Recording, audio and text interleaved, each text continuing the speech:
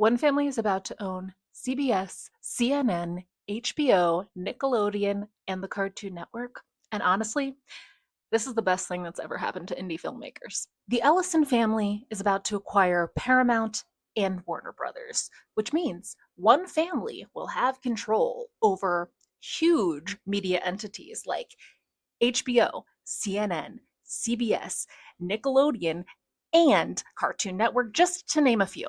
Think about that. Decades of distinct studios, unique voices, distinct creative risks, all consolidating into what feels like one vertical line. And here's what happens when big business eats itself alive. Hegemony. Hegemony. How do I pronounce that? Say it in the comments. Safe bets, franchises, sequels.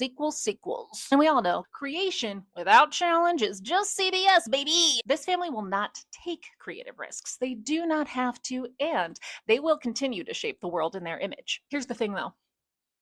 The human spirit craves more than what the Ellison family is capable of producing. Most of us do not enjoy slurping down propaganda between marathons of Young Sheldon. Audiences crave authenticity, they crave originality, and they are increasingly moving away from corporate produced content towards independent artists who are creating on the knife edge of failure because guess what? That's actually interesting. That's where the real stuff lives. And this is where indie filmmaking wins. Not flash in the pan AI slap, not another reboot. Real stories made by real people about real experiences. Hollywood consolidating is not the end of great filmmaking. It's an opportunity for indie filmmakers. So, what does it actually look like to build something different? For us, here at the Generic Movie People, it starts with what we call anti-capitalist filmmaking. And I want to be clear about what that means. It does not mean we are trying to lose a bunch of money and work for free, because capitalism is not voluntary, and we all have to survive under it. To us, anti-capitalist filmmaking means this: every person who works on the project is paid a fair and living wage. Full stop. No, this will be great for your reel, or we'll get you on the back end. You guys, the back end doesn't really ever come, okay? In films, generally, most of them don't make a profit. Why make that the goal? In the instance where these projects do somehow make a profit, we will be splitting those profits amongst the folks who worked on the film. People who are treated well and feel trusted do their best work, and that shows up on camera. Care is art.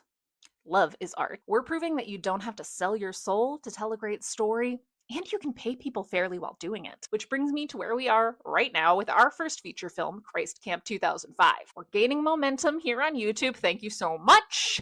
And right now, we are dialing in the look, the feel, and the casting specs for the film. In the coming weeks, I'll share videos about each of those pieces, so you'll get a front row seat to how this thing gets built. And in terms of funding, we've decided not to rush a Kickstarter campaign because we're gaining traction here on YouTube and we don't want to split our focus. We would love to forego a Kickstarter campaign altogether, since we'd rather build this thing in partnership with sponsors who believe in what we're doing and want to reach audiences who are actually paying attention. Hello. And if you happen to be one of those brands or know somebody who works at a brand who you think we would be a great partner for, I've made a video that you can find right over here that talks about why brands should pull back from their ad spend and commercial spend and invest more in indie creators. I'm Katie Johnston Smith, the executive producer of the Generic Movie People. Thank you so much, and we'll see you next time.